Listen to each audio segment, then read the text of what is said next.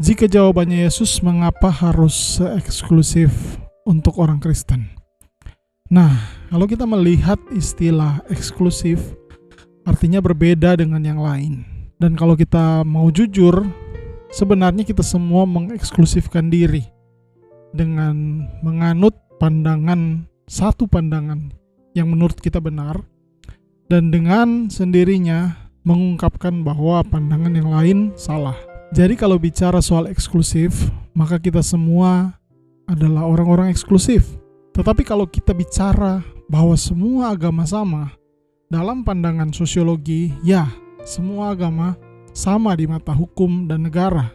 Tapi apakah adil jika ajaran daripada agama masing-masing itu disamakan? Kita tidak akan pernah bisa menyimpulkan bahwa semua agama adalah sama dalam pengajarannya. Karena jika kita berbicara tentang agama A dan menyatakan bahwa ajarannya sama dengan agama B, maka itu sama seperti sebuah penghinaan. Karena sudah jelas bahwa ajaran dari kedua agama ini adalah ajaran yang berbeda. Satu hal yang sama dari semua agama yang ada adalah konstruksi di mana kita berusaha untuk mencapai perkenanan dan mencapai Allah, di mana kita berbuat, di mana kita melakukan apa yang baik untuk mendapatkan perkenanan dari Tuhan. Tetapi kalau kita mau melihat dengan baik struktur ini, maka kita akan sadar bahwa orang-orang yang melakukan ibadah untuk Tuhan sebenarnya mereka berusaha untuk mendapatkan perkenanan Allah untuk diri mereka sendiri. Dan hasilnya pun tidak ada yang bahkan mendekati kata sempurna. Disinilah Tuhan Yesus datang.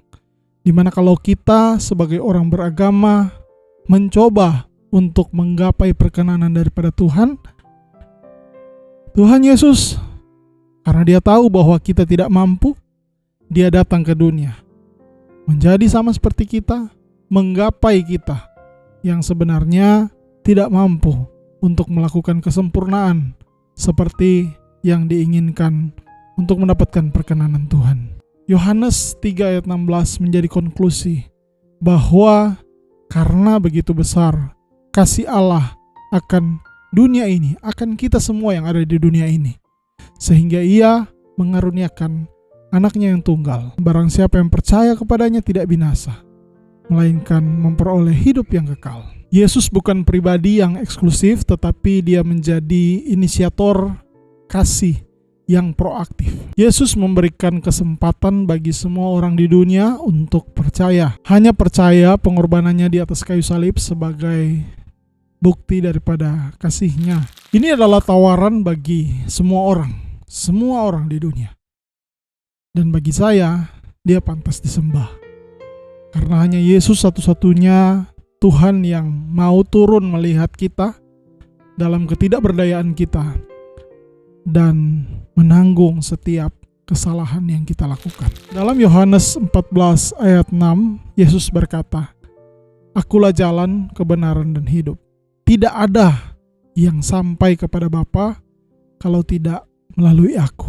Artinya kalau agama yang kalian percayai tidak memberikan solusi, dan pribadi yang kalian percayai tidak peduli dan menyelesaikan masalahmu, hanya Yesus yang mau dan mampu